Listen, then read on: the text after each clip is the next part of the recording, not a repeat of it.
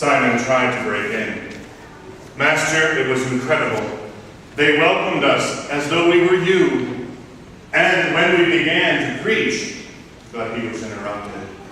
Someone at the door called out, Lord, there is someone here to see you. They brought a child. She's very sick. Can you help? It was then that Thomas asked, well, you don't understand, Lord. It seems that whether we went east or west, north or south, they knew all about you, and they received us, some not quite so willingly. But another voice from the door. I'm telling you, Lord, there is a crowd growing out there. There's an old man there now. His hand doesn't seem to be working very well. He says you can heal him. Will you come? Jesus looked at the door and looked at his 12. They had been there only for about an hour. At the appointed time, he met with them, coming from their mission. But now they were looking at the floor. They couldn't get a word in edgewise. Between managing the crowds and helping him, attending to his needs, their excitement was being diminished. All that they had seen and done, the fire and the power of the Spirit upon them seemed to be waning. And so he stood up, put the child down on the ground, and he said, all right, let's you and I go off. Just us. We'll get in the boat, and we'll go to our place. We'll go to Topka. No one will find us there. You can tell me all about it. Frankly, I can't understand you. You're all trying to speak at once. They looked up at every one of them, began to smile from ear to ear. They packed nothing, but ran to the boat, leading him, so that he wouldn't be stopped along the way. They got in the boat, and off they went. Time with the Master.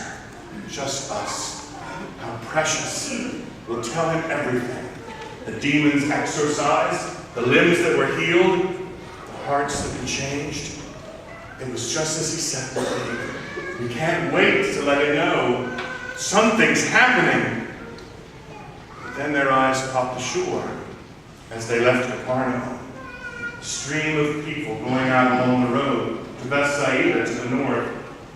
And no sooner had they passed Bethsaida that the stream got even bigger. To Chorazin, more and more people gathering, so that the road to Topka, was choked with villagers. Men and women, children, old and young, people being carried on a stretcher, rushing, so much so that a cloud of dust was being raised. By the time they got to their place there, the northernmost part of the Sea of Galilee, they saw them, almost 5,000 of them, assembled there on the hill and at the shore. They looked at one another, shook their heads, and said, there goes our vacation. Jesus, on the other hand, stepped out of the boat and into the water and looked at them, and tears filled his eyes. But they were so hungry.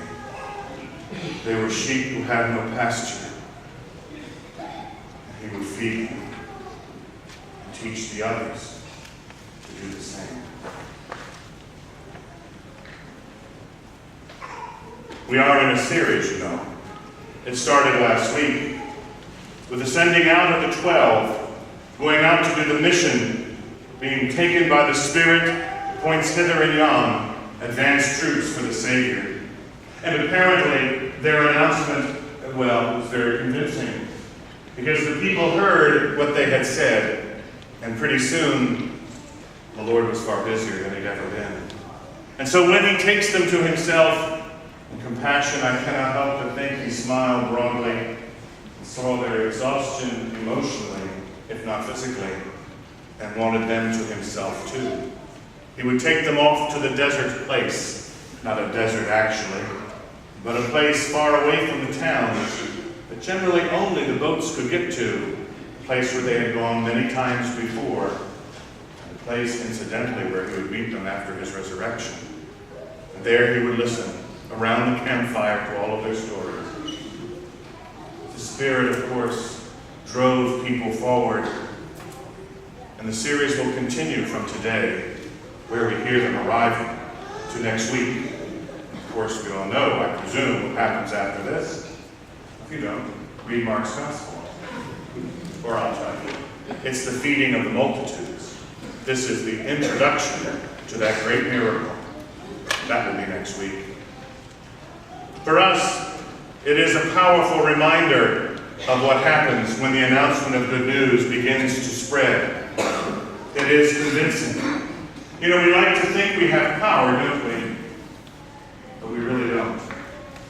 When we're faced with trouble in our life, when we're faced with honesty in our hearts, we realize we have really very little over much that is important. We come to our prayers and realize we are not faithful people without doubts. We are not people whose hearts are completely holy and without sin.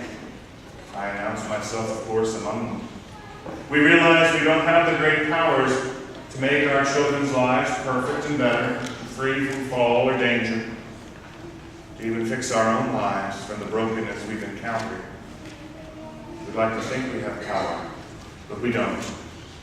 We'd like to think, in fact, that we're in charge, but when we're honest, we realize we're in charge of really very little. A pasture is a place where sheep are fed. A deserted place is a place where shepherds are fed. And that's what the Lord was doing. He had 12. They were the 12 then, but one day they would be the shepherds of a new place and a new way, and he needed to feed them. They didn't know it, but as he stepped outside the boat to speak to the thousands who had gathered to hear him, he was giving them the message that would be their food too. For they would be fed as all shepherds are in the care of the flock. Caring for those entrusted to them, they would find themselves growing in ever greater stature and conviction over the course of the time with him, and certainly in the time of spirit-led adventures after his ascension. These shepherds would be remembered for all ages. We still do, of course. And it, of course, leads to us. Because today is a Shepherd Sunday, isn't it? I look back over this week and I realize, indeed, this notion of powerlessness is so very, very true. I too need to be fed by the Good Shepherd, the one who only can feed us. How many gears does one switch in a given week? In funerals and anointings, emergencies in the hospital, counseling, marriage issues, spiritual direction, administration of an ever-growing parish and its finances, its buildings, its plans, representing this place to a diocese, to its community. Shepherds can get hungry. They need a deserted place to go. But I'm not the only one. This room is filled with shepherds. Every parent here, a shepherd for the children entrusted to them, called to die to themselves and give the good news to their children in such a way that, like the townspeople, they hunger for it. Shepherds, spouses one to the other, called by God to feed them on themselves. Husbands, to give themselves fully to wives, and wives to husbands, spouses forever. Single people here, called to shepherd their peers at whatever age. This past week I had the wonder of being in the midst of 30-some young adults, hungry for the truth. They call it theology on tap. It was in a bar, and it was kind of fun, actually. The most fun of all was seeing them listen so clearly as I spoke on the wonderful gift of sexuality and what it meant. That they too would be shepherds. Those 35 going out to untold numbers to talk about why chastity is not an evil, anachronistic, or fake, and why the church has a right to speak to the body. You get my point? We are all shepherds.